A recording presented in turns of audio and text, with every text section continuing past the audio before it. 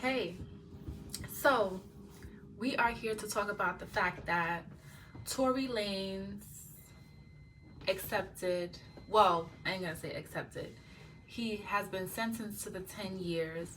Following that, we find out that there's this docuseries, which I was kind of skeptical about watching. I ended up watching it and I ended up loving it. I have watched it so many times since it has came out. It came out on September 4th.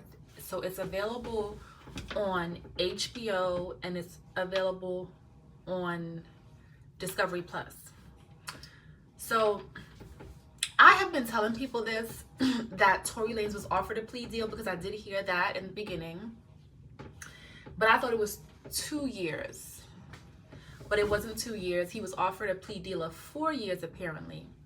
So it is, if hindsight was 2020, maybe he would have taken that 4-year plea deal because now he has been required to do that 10 years. So anyway, he didn't take it. So I think he wanted to fight the case. A lot of people were saying that the reason why he wanted to fight the case is because if he would have essentially pleaded guilty, which is what the plea deal would have kind of been, then he would have been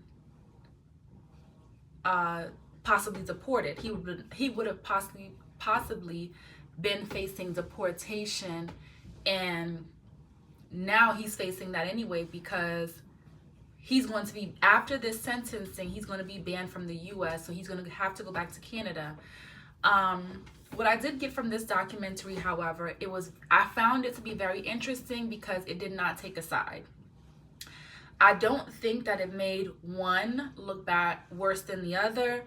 It was broken down into two, and one was titled Megan's Story and the other portion was titled Tory's Story. And the people who spoke, including like the DA and some other people who spoke on Megan's behalf or just believed that Tory was guilty, they spoke as a part of the docu-series on Megan's story, and then Tory's story started, and there was I think he's a journalist. There was a guy there, and he said he basically spoke for Canada and said that Canada believes that Tory's innocent. So I guess if Canada does believe that he's innocent because he's speaking for Canada, and we don't know media wise and the feel of the people actually there, we don't know. So he is kind of just giving a feel for how people in Canada, their kind of perspective of things. If Canada doesn't believe he did it, then there should be no problem when Tory gets released for them to support him and for him to continue his career and continue to grow business wise. It's going to be very interesting to see because I'm wondering if he's not able to do business, if he's not able to perform in the US, if he's banned from the US. I'm just wondering, okay, even if he can't come over here streaming wise and all that other kind of, like, does that mean he can't even sell music? I'm confused about those lines. So that's another interesting thing. Anyway, the docuseries is really good. I do encourage people to go see it because it's not going to be what you think. It genuinely comes from Megan's perspective, and then the other side genuinely comes from Tory's perspective. And I don't think it made him look worse. I don't think it really cast any doubt at the same time. I don't think there was any new information.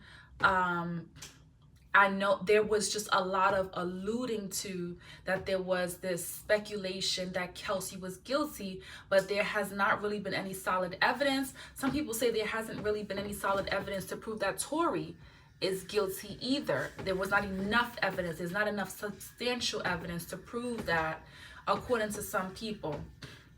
So I did not expect for the docuseries to be as interesting as it was. What I did admire, I admire that the opening, so the first portion of the docuseries, the opening is with Alexander Bott, which is the deputy, the DA, the district attorney who investigated the case. You saw him go out to the crime scene. It was not, people made it seem like there was not a lot of investigating being done, like there was not a lot of evidence. They made it seem like there was not enough reason to believe that this occurred or that this happened. But he showed him, you know, himself going to the scene, and I'm pretty sure there was a whole bunch of other things that he did as well in order to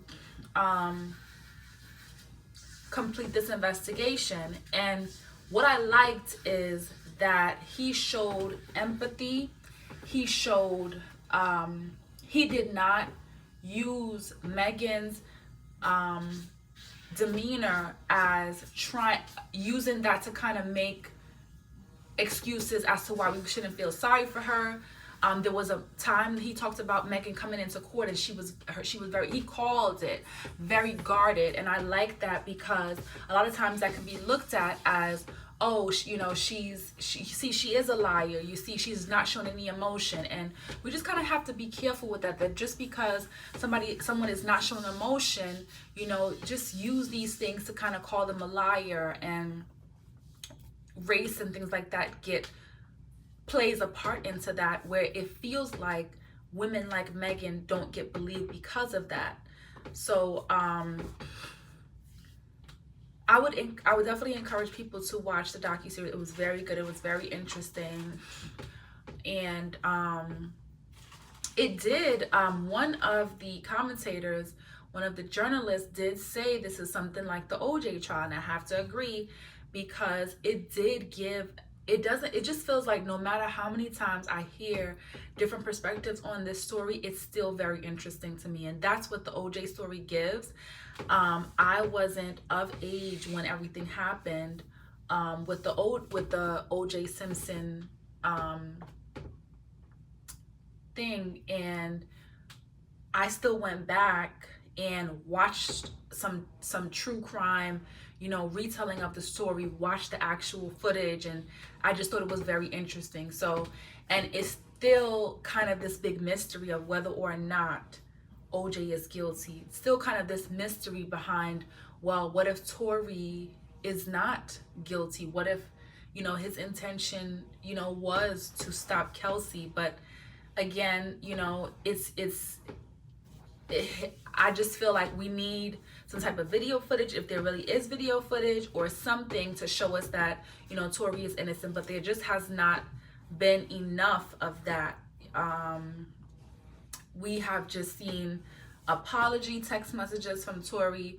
We've heard of an audio phone call of another apology, and it's just like, what are you apologizing for if you did not do anything? Anyway, I just want to encourage you all to go ahead and watch that docuseries. It's really good. I have watched it like 10 times now. So go out and watch that docuseries. Catch it on Disney Plus. I'm sorry, not Disney Plus. Discovery Plus and HBO Max. Thank you for tuning in. I'll see you in the next one.